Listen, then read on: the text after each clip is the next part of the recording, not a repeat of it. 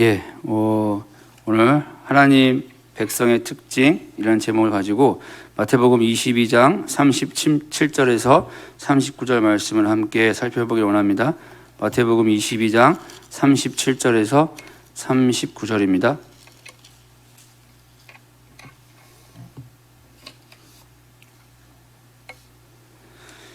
예, 다 찾으신 줄 알고 함께 읽도록 하겠습니다. 예수께서 이르시되 내 마음을 다하고 목숨을 다하고 뜻을 다하여 주 너희 하나님을 사랑하라 하셨으니 이것이 크고 첫째 되는 계명이요 둘째도 그와 같으니 내 이웃을 내 자신과 같이 사랑하라 하셨으니. 죄송합니다. 이분이 지금 예.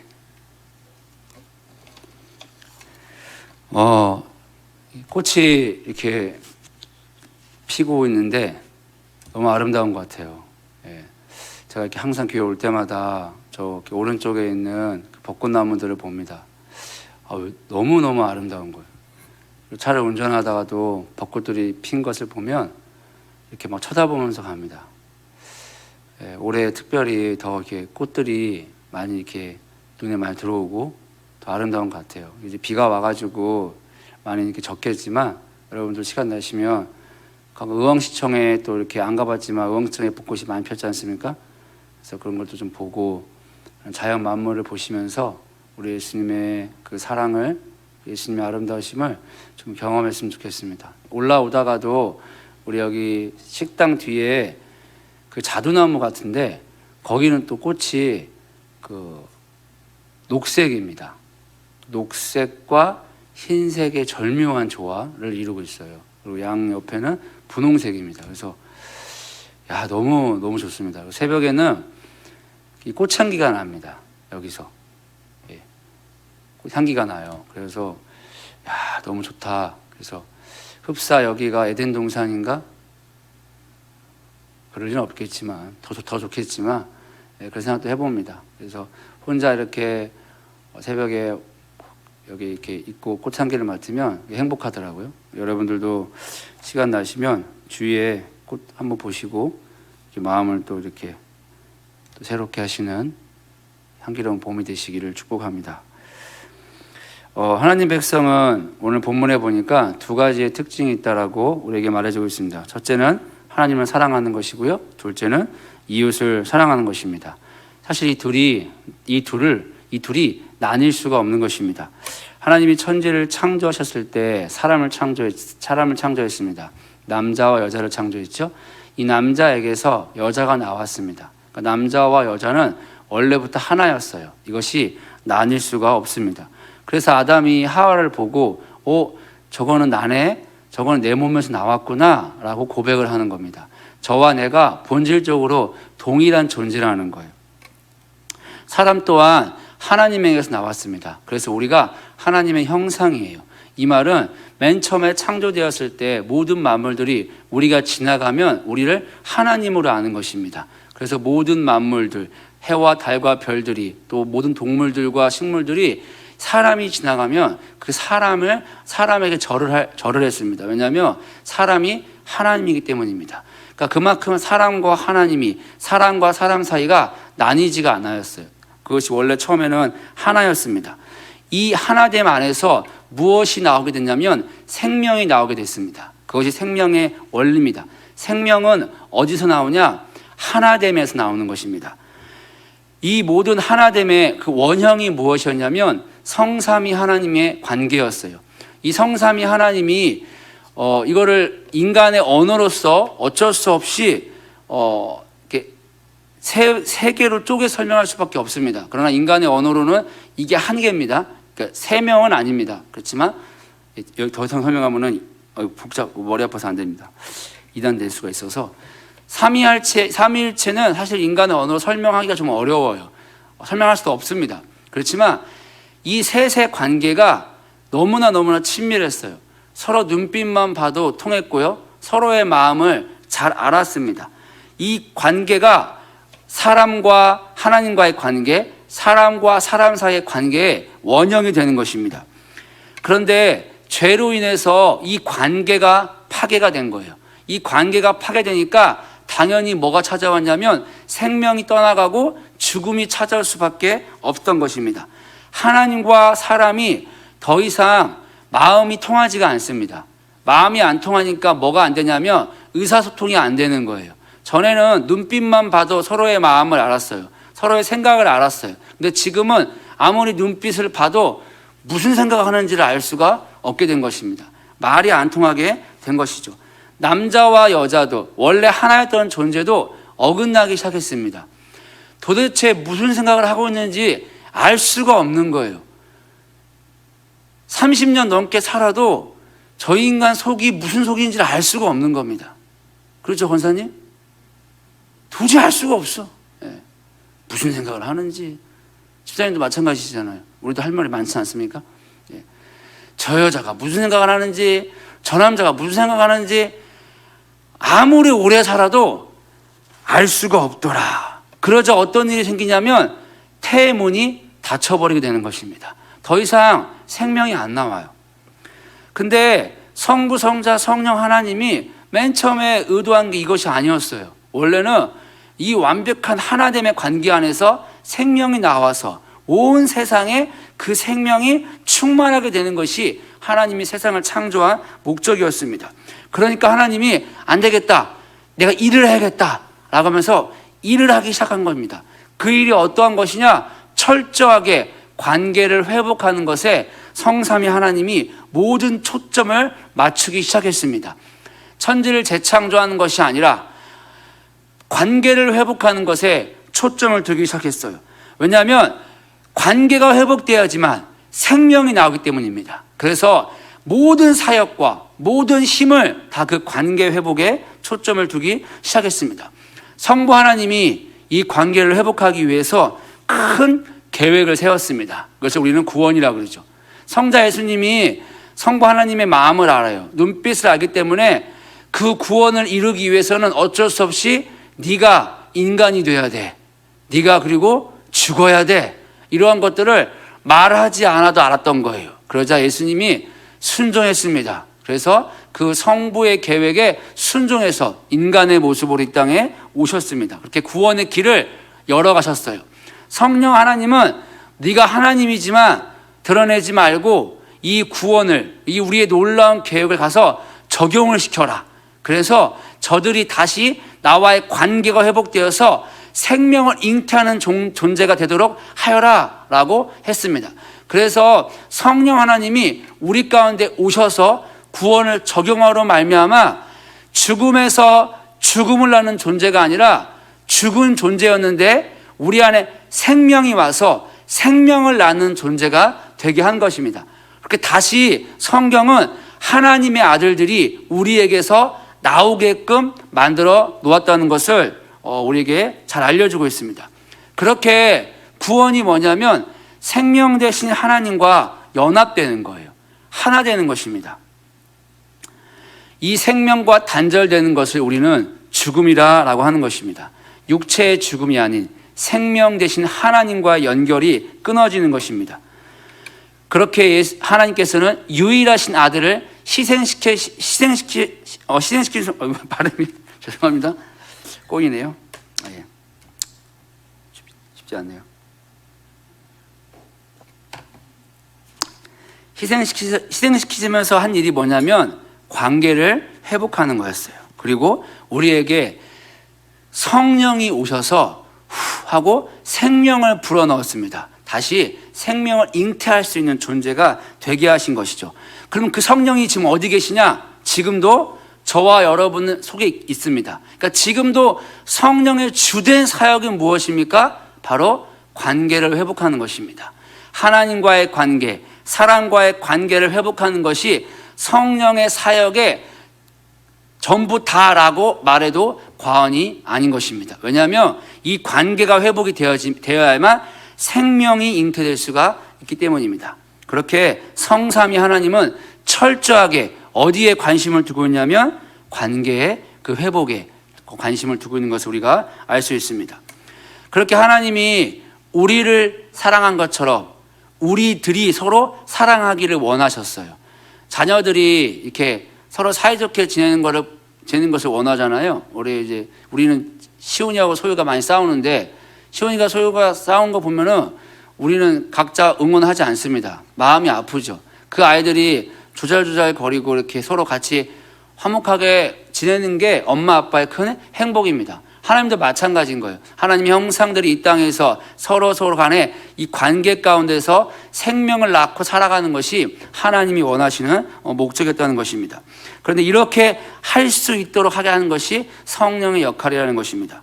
그래서 이 일을 위해서, 이 모든 생명이 잉태되기 위해서 가장 우리가 집중해야 될 게 어디냐면 하나님과의 관계입니다. 다 아시는 거니까. 그래서 하나님과의 관계가 가장 중요한 핵심이 되는 것입니다. 이 하나님과의 관계가 실제가 되는 것, 즉 하나님의 사랑이신 예수 그리스도의 십자가의 사랑이 실제가 될 때 어떤 일이 일어나냐면 하늘의 문이 열려서 그 생명이 우리 가운데 임하는 거예요. 이것들이 실제가 돼야 되는 거예요. 그런 사람이 내 이웃에게 이 생명을 나누어 줄 수 있는 존재가 되는 것입니다. 그렇게 이러한 관계를 이루기 위해서 가장 회복되어야 될 것이 무엇이냐면 예배입니다. 예배를 통해서 하나님이 우리와 만나 주시고 그 만남 가운데 생명이 회복되기 때문에 예배가 관계 회복의 가장 핵심적인 요소 중에 하나가 되는 것입니다. 그런데 이 예배도 의식이에요. 우리가 흔히 생각하는 이 의식이 실제가 되면은 본질을 표현하게 되어 있습니다. 자, 그런데 우리가 이것을, 이러한 관계 회복을 이 의식이라는 틀 안에만 가둬둔다면, 내가 하나님과의 관계, 사랑과의 관계를 이러한 예배라는 종교 의식으로 가두어 둔다면, 제한된 시간 안에서, 제한된 공간 안에서만 드리는 것으로 가두어 둔다면 우리의 신앙이 어떻게 되냐면 좁아질 수밖에 없는 거예요. 우리의 신앙은 이러한 교회라는 공간 안에 갇힐 수밖에 없게 되는 것입니다. 그렇게 이것이 시간이 지나면 어떤 형태가 발생되냐면 의식화되고, 그것이 좀 더 신화가 되냐면 종교화돼 버립니다. 아무런 생명이 생명을 낳지 못하는, 태문이 닫히게 되는 결과가 오게 된다는 것입니다. 그렇게 되면 아무리 많은 이론을 들어도, 아무리 많은 예배를 해도 태문이 닫히게 된다면 우리가 진정한 하나님과 관계가 회복되었다라고 말할 수가 없는 거예요. 그러니까 우리 안에 생명이 잉태되고 내가 그 생명을 나눠줄 수 있는 실질적인 길을 알고 있는가? 라는 것이, 우리가 지금 하나님과 관계를 하고 있는가, 이웃과 관계를 하고 있는가, 그 모든 관계가 우리 가운데 회복이 되고 있는가라는 기준점이 된다는 것입니다. 왜냐하면 이러한 관계는 자라게 돼 있어요. 이러한 관계는 멈출 수가 없는 것입니다. 지속적으로, 발전적으로 이 관계는 자라게 돼 있습니다. 자라서 반드시 관계에서 맺혀지는 그 생명이라는 열매를 우리가 맺게 되어 있다는 것입니다. 그런데 우리의 삶에서, 우리의 이 교회 안에서 실적으로 생명이 생명을 낳는 열매가 없다면 우리는 우리 이 관계를, 이러한 예배들을 의식으로 지금 드리고 있다라고 하고 있는 것입니다. 이것이 종교화 되기까지 가게 두면은 안 된다는 거예요. 그러니까 우리가 빨리 열매를 바라보고 우리가 다시 그 본질로 돌아가야 한다는 것입니다. 하나님이 의도하는 것이 제한된 공간 안에서, 제한된 시간 안에서 드려지는 그 의식을 원하는 것이 아니었기 때문입니다. 사람이 하나님과 하나가 되어서 전 세계 온 열방 가운데 에덴 동산이라는 제한의 공간이 없는 그곳에서 하나님의 생명을 낳기를 원했어요. 그것이 하나님이 우리를 창조한 목적이었습니다. 자, 그런데 이것이 안 돼요. 우리 실질적인 삶에서 냉정하게 생명이 생명을 낳는, 즉 영적인 태문이 닫힌 지가 오래되었습니다. 그것은 비단 우리 교회뿐만 아니라 대한민국 모든 한국교회의 위기라고 우리가 할 수 있습니다. 제가 언젠가 얘기한 것 같은데 저희 교단 저는 합동입니다. 총신에 나와 합동인데 저희 교도만 코로나 기간에 17만 명이라는 숫자가 교회를 떠났습니다. 그 숫자가 어마어마한 숫자예요. 그 숫자가 한 교단 안에서 교회를 나간 겁니다.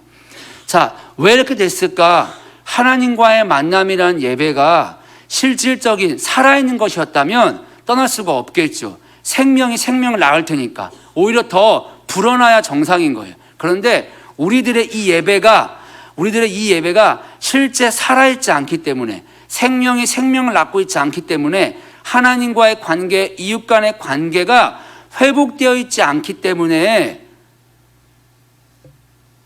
태문이 닫힐 수밖에 없다는 것입니다. 이럴 때 우리가 이 사실을 안다면 우리의 삶에서 어떠한 자세가 회복이 되냐면 가난하고 애통하고 그다음에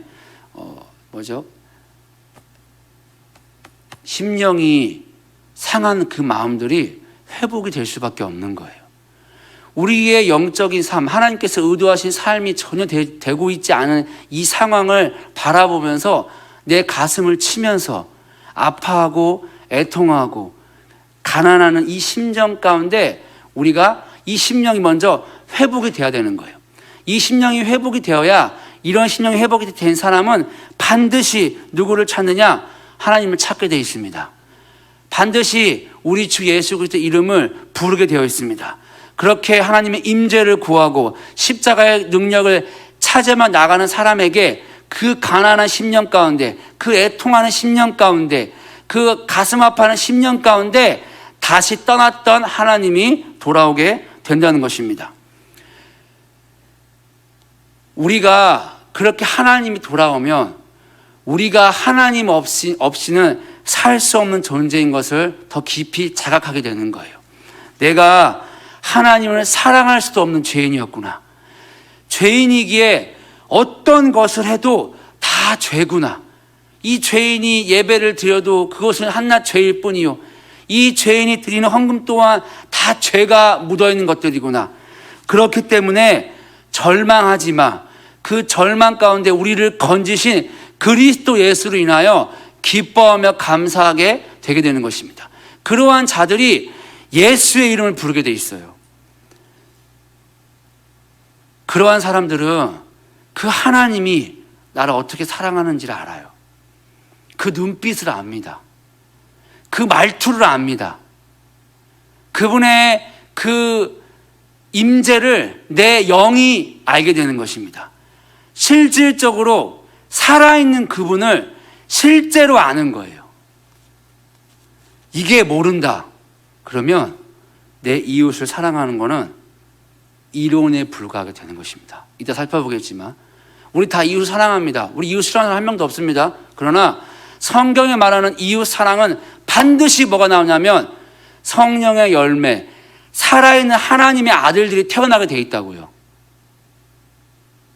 우리의 인간의 육체로 사랑하는 거는 죄가 죄를 사랑하라서 죄의 열매밖에 나올 수가 없는 거예요. 우리가 십자가에서 살아있는 그분의 그 사랑을 실질적으로 그 눈빛과 그 말투와 그 감정을 모른다면 이웃을 사랑하는 것은 이론에 불과할 수밖에 없다는 것입니다.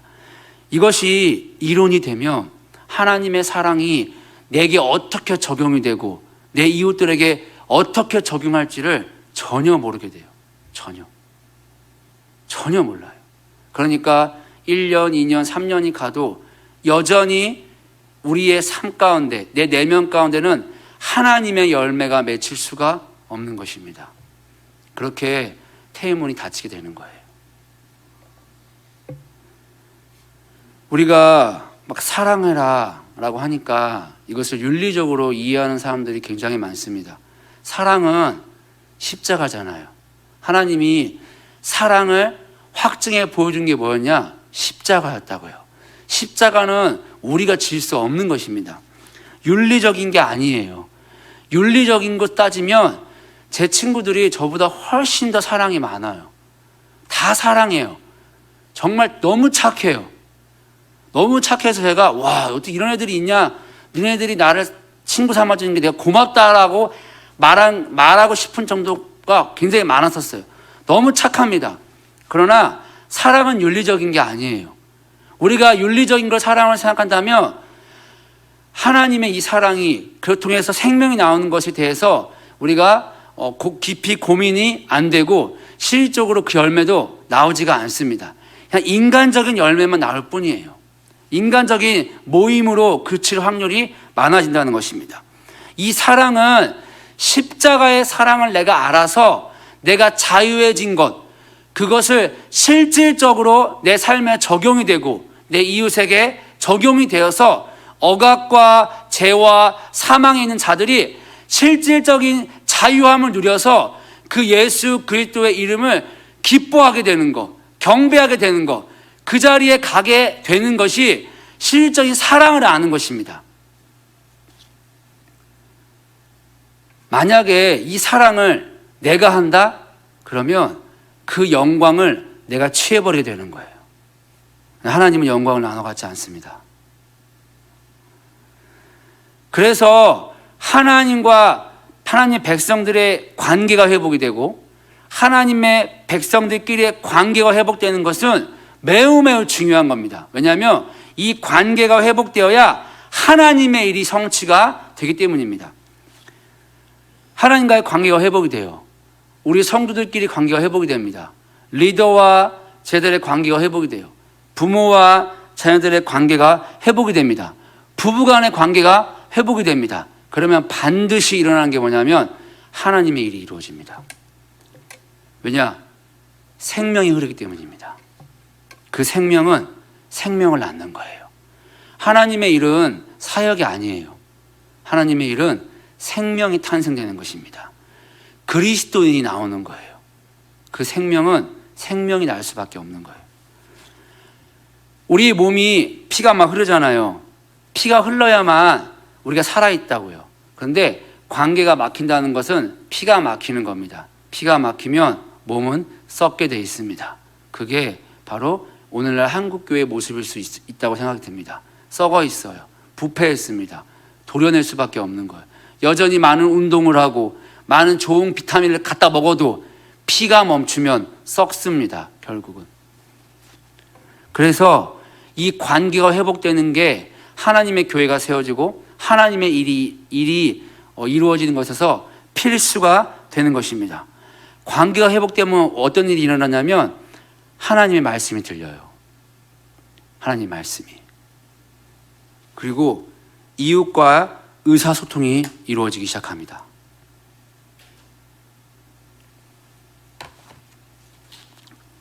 관계가 회복되면 치유가 일어납니다. 관계가 회복되면 은사가 풀어집니다. 다 모든 것은 관계에 달려져 있는 것입니다. 관계가 회복이 되면 하나님의 말씀을 듣고 하나님의 뜻이 내 영과 공유가 돼요. 그리고 사람과 사람과의 관계가 회복되며 이 하나님의 뜻이 공유가 되기 시작합니다. 그러면 그곳에 누가 오냐면 하나님이 오시는 거예요. 그리고 하나님이 하나님의 뜻을 이루어가는 겁니다. 하나님의 뜻은 프로그램으로 이루어지는 게 아니에요. 사역으로 이루어지지 않습니다. 어떤 한 사람의 카리스마적인 능력을 가지고 이루는 것이 아닙니다. 하나님의 뜻은 관계가 회복되는 곳에서 하나님의 뜻이 이루어지는 것입니다. 그렇기 때문에 우리의 모든 초점을 어디에 두냐면 이 관계 회복에 초점을 둬야 합니다. 당연히 사단이 이걸 압니다. 그래서 어떻게 하든지 간에 관계를 회방 놓습니다. 철저하게 회방 놓습니다. 그래서 우리가 하나님의 뜻이 이루어지도록, 특별히 교회 가운데는 교회들을 보통 비전이 이루어지도록 기도하기 전에 무엇을 돌아봐야 되냐면 하나님과의 관계를 가로막고 있는 것은 없는지, 그것이 우리의 마음을 분주하게 하는 사역인지, 우리가 어떤 의식을 통해서 하나님께 나아가려고 하는 것인지, 하나님과 나와의 살아있는 관계를 방해하는 것들이 무엇인지를 살펴보셔야 돼요. 물론 이것은 철저하게 성령의 조명으로 이루어집니다. 그냥 가치관이니까요. 절대 모릅니다. 성령의 조명이 임하지 않고서는 그냥 할 거예요. 아마 의식적으로. 아무런 생명이 없는데 그냥 할 수밖에 없는 거예요. 왜냐? 성령이 없으니까요. 그리고 사람과의 관계를 살펴봐야 됩니다. 그 관계를 회방놓는다고요. 의사소통이 안 되게 돼요. 그러니까 일이 진척이 안 됩니다. 하나님의 일이 진척이 안 돼요. 하나님의 비전이 공유가 안 됩니다. 너 따로 나 따로예요. 교회는 개인적인 공간이 아닌데, 교회는 그리스도의 몸인데, 한 덩어리인데 이 덩어리가 세분화가 돼버리는 거예요. 그냥 와서 내가 원하는 예수님을 찾고 만나고 구하고 가는 겁니다. 내가 원하는 임재를 누리다 가게 돼버려요. 철저하게 이기적으로 변해버린다는 것입니다. 왜냐? 사단이 회방을 하는 거예요. 하나님의 일이 이루어지지 못하도록. 그러니까 반드시 우리는 하나님의 비전이 주어지고 하나님의 일이 이루어지려고 할 때 하나님의 뜻이 이루어지길 원합니다라고 기도하기 이전에 무엇을 점검해야 되냐? 관계를 점검해야 됩니다. 관계. 왜냐하면 하나님의 일은 사람이 이루는 것이 아니기 때문입니다. 우리가 아무리 노력을 해도 하나님의 일은 이루어지지 않아요. 관계가 회복되는 그 자리에 하나님이 오셔야 하나님이 이루어 나가십니다. 그러면 우리는 아무것도 안 하고 가만히 있냐? 아니라고요. 적극적으로 참여하게 됩니다. 왜냐? 성령이 임하면 여호와의 전략을 알게 됩니다. 사단의 이 회방이 무엇인지를 깨닫고 여호와의 전략, 하나님의 뜻을 이루는 하늘의 전략이 무엇인지 알게 됩니다. 그리고 이것을 이루기 위한 능력이 주어집니다. 그래서 이 능력을 가지고 사단의 권세를 파하고 하나님의 능력이 풀어지도록 합니다. 이것이 실제가 된다는 거예요. 실제가.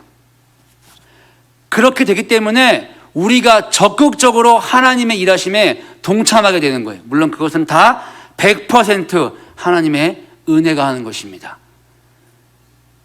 그렇기 때문에 우리가 해야 될 것은 뭐냐면 철저하게 관계에 포커스를 둬야 되는 거예요. 관계.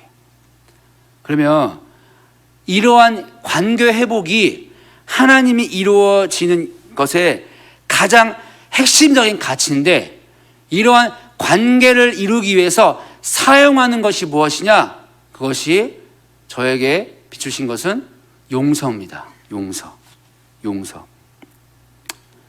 그러면 용서가 뭐냐? 용서가 뭡니까? 제가 물 한번 먹어도 될까요? 물 한번 먹었는 게 눈 마주쳤어요? 이렇게 마주치는 거예요. 성삼위 하나님이 눈을 마주치고 나는 안 웃고 있는데 집사님 웃고 계시죠? 대답하시려고. 그래서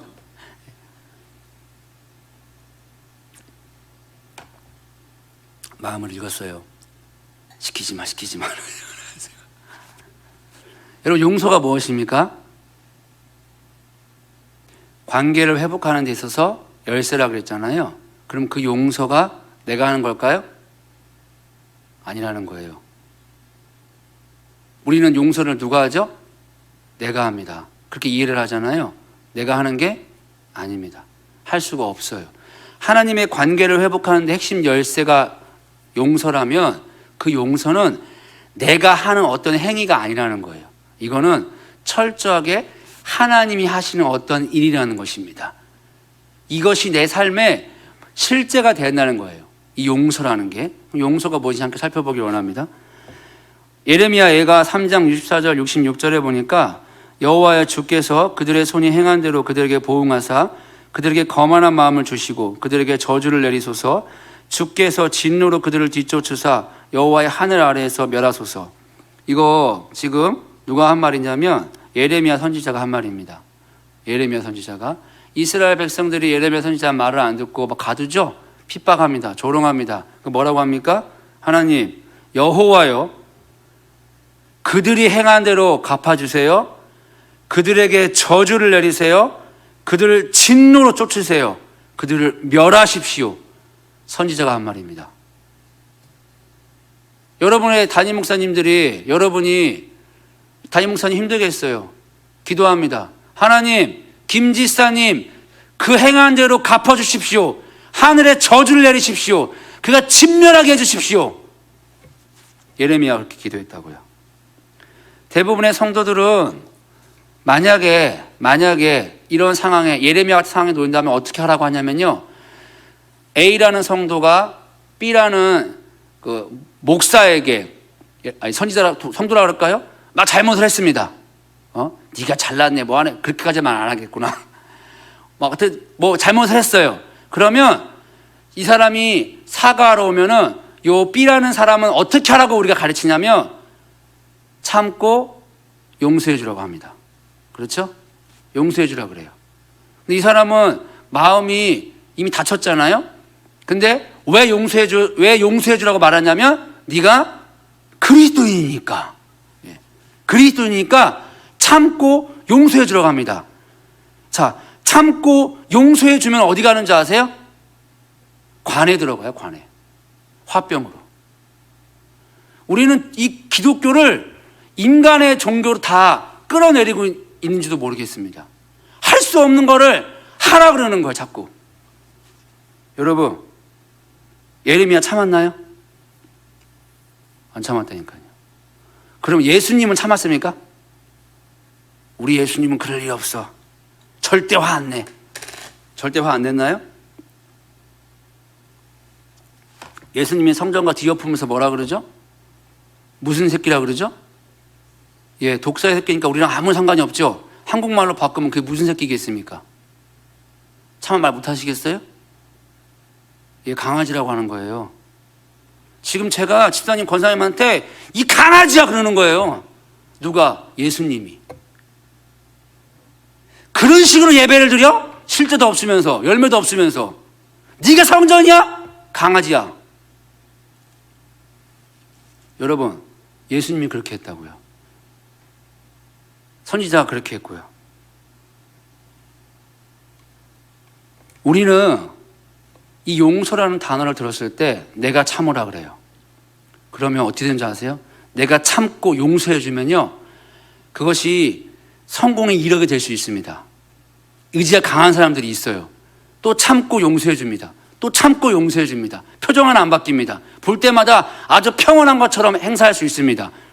심령이 강한 사람이 있어요. 그런데 그 사람은요, 끝끝내 가서 뭐가 나오는지 아세요? 내가 참고 당신의 말씀으로 용서했습니다. 주어가 내가로 바뀌어요. 하나님의 영광을 도둑질합니다. 율법을 내가 지키려고 평생 고생했는데 그 결과가 뭐냐? 하나님의 영광을 도둑질하는 자로 전락해버리는 거예요. 예레미야는 그렇게 하지 않았어요. 솔직하게 다 일러 바칩니다. 멸해 주세요. 나 도저히 못 견디겠어. 왜냐? 그 여호와가 창조주인 걸 알았고, 그 여호와가 이스라엘 백성이 지금 멸망하지만 다시 회복하게 할 그 여호와인 걸 알았기 때문에 다 일러 바치는 거예요. 내 이 억울한 마음, 나한테 이렇게 날 조롱해? 내가 지네들을 위해서 이렇게 울면서 기도하는데 나를 핍박을 해? 나를 무시를 해? 멸망이나 해버려라. 하나님 나 억울해요. 이거 갚아주세요. 라고 그대로 말하는 것입니다. 계시록에 보면 지금 제가 한 말이 이게 기도야? 예레미야는 기도했습니다. 계시록 8장에 보니까 3절에 보니까 또 다른 천사가 와서 제단 곁에 서서 금향로를 가지고 많은 향을 받았으니 이는 모든 성도의 기도와 합하여 보좌 앞 금 제단에 드리고자 함이라. 향연이 성도의 기도와 함께 천사의 손으로부터 하나님 앞으로 올라가는지라. 천사가 향로를 가지고 제단에 불을 담아다가 땅에 쏟음에 우레와 음성과 번개와 지진이 오더라. 지금 뭐냐면요, 성도들의 기도를 담은 이거 뭐죠? 이거 향로, 향로를 제단에 불과 담아서 딱 쏟았대요. 근데 그 쏟은 게 뭐래요? 우레와 음성과 번개와 지진이랍니다. 자, 여러분, 인이 풀렸어요. 이 8장에 보니까.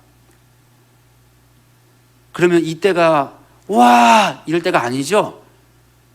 지금 하나님의 심판이 임하고 있는데 그 심판의 내용이 뭡니까? 성도들의 기도를 제단에 불과 담아서 뿌리니까 심판이 임하는 거예요. 자, 그러면 이 성도들이 어떤 기도를 했다는 걸 알 수 있을까요? 누가복음 18장 3절에 그 도시에 한 과부가 있어 자주 그에 가서 내 원수에 대한 나의 원한을 풀어주소서. 여러분, 과부는 가장 불쌍하고 힘없는 존재입니다. 자기의 원한을 풀 수 있는 사람이 한 명도 없는 거예요. 가장 힘 있는 사람한테 가서 이렇게 말하는 거예요. 당신이 내 원한 좀 풀어주십시오. 여러분, 하나님의 백성들이 많은 곳에서 조롱과 심판과 멸시를 당했습니다. 그 안에 한이 있는 거예요. 아픔이 있는 거예요. 상처가 있는 것입니다. 이 마음을 알아줄 리가 한 명도 없어요. 어떻게 기도한지 아세요? 거짓말하지 않았어요. 하나님 앞에 나가 다 일러 바치는 거예요. 이 온 만물을 창조하시고 온 만물을 새롭게 하신 나의 여호와여, 내 말 좀 들어주세요. 저들이 나를 괴롭혀요. 내 이 마음의 아픔의 소리를 들어주시고 제발 저들을 버려주십시오. 이 기도를 한두 명 한 게 아니에요. 꽉 찼다고요. 그럴 때가 참에 다 쏟아부은 거예요. 여러분, 그렇게 기도했다고요. 그럼 이게 지금 용서를 구한 겁니까? 아니잖아요. 하나님 심판하십시오. 이들을 멸하십시오. 근데 그걸 누구한테 했냐? 하나님한테 했다고요.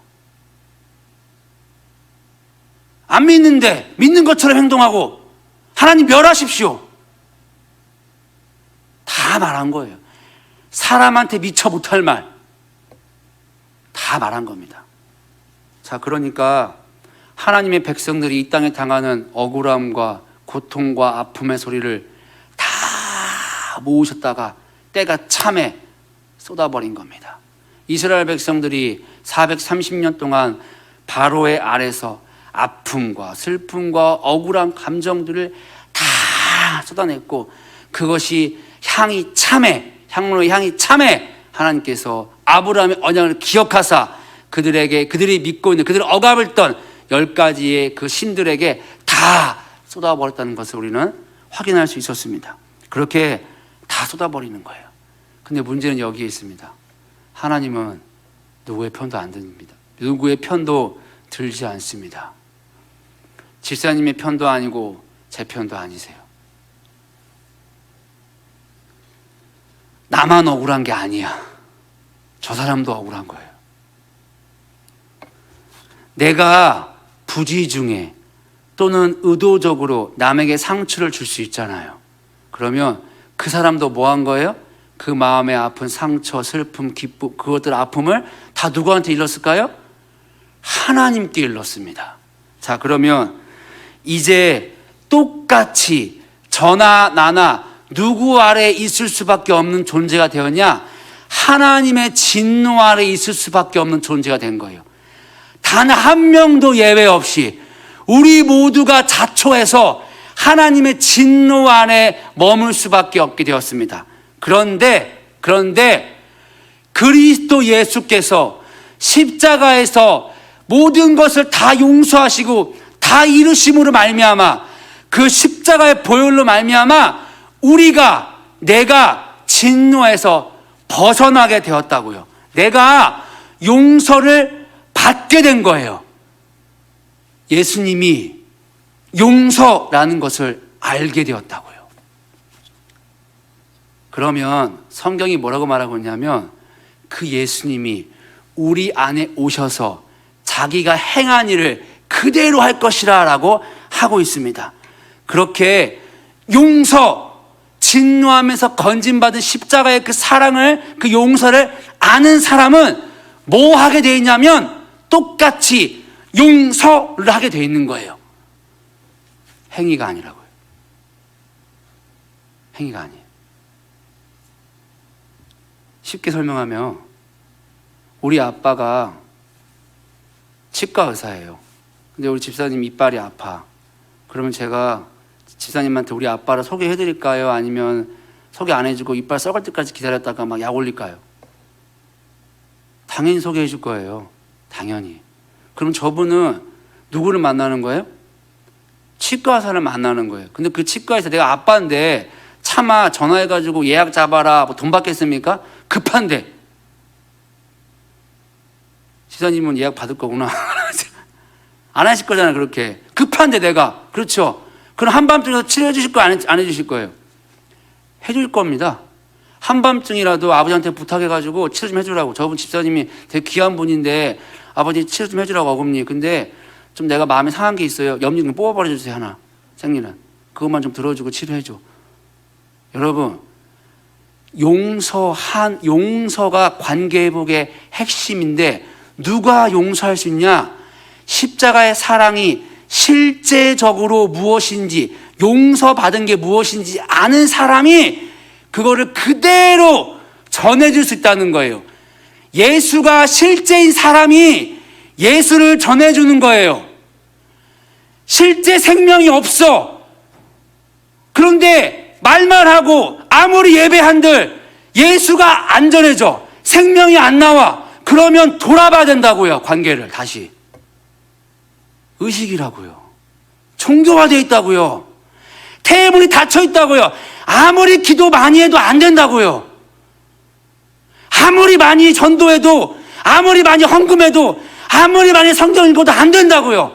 다시 관계를 돌아봐야 된다고요.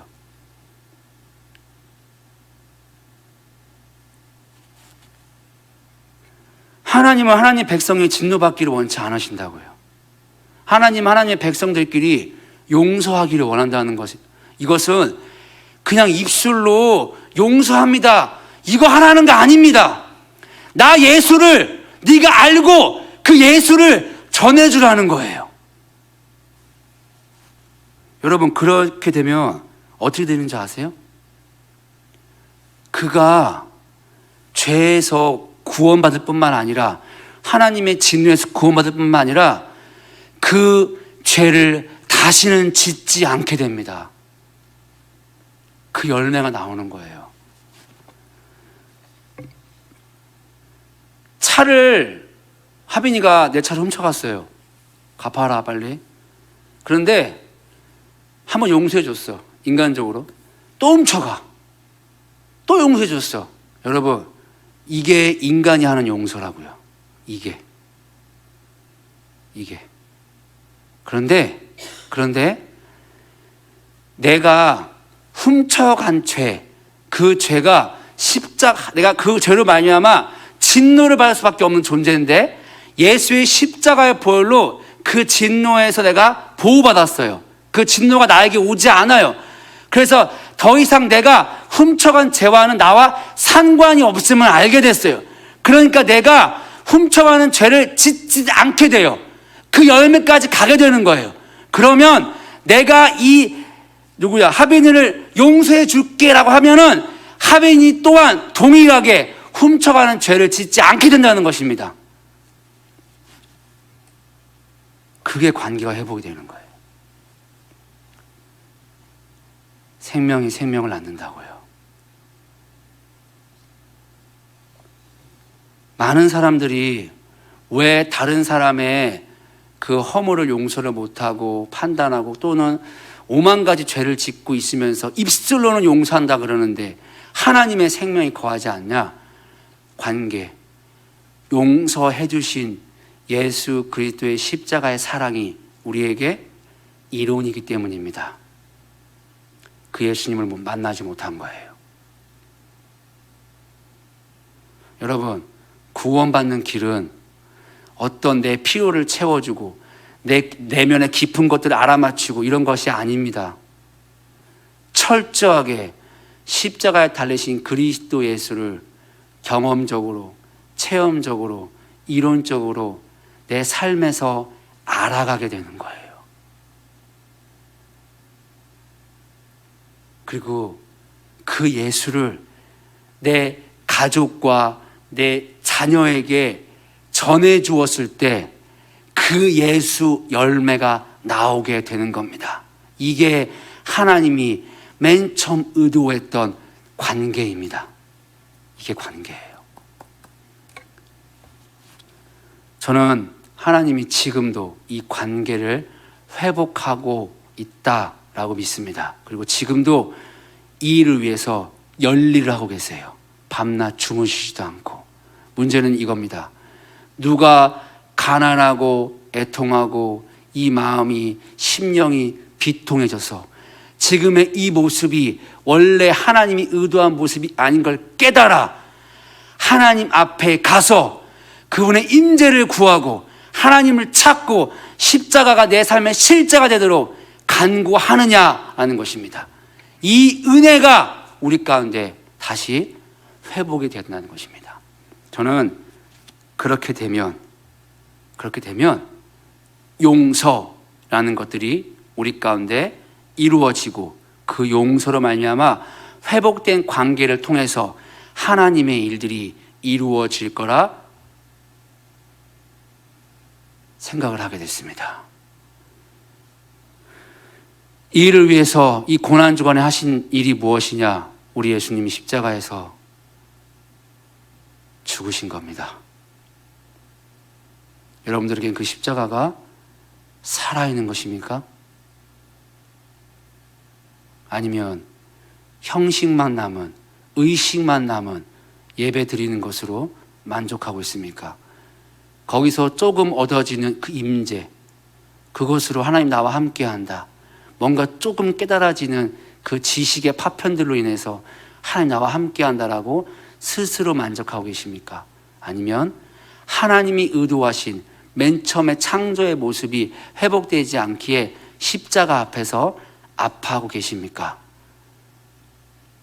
저 여러분들 통해서 다시금 관계가 회복돼서 하나님의 뜻이 이루어지는 곳에 우리가 발견되기를 예수님의 이름으로 축복합니다.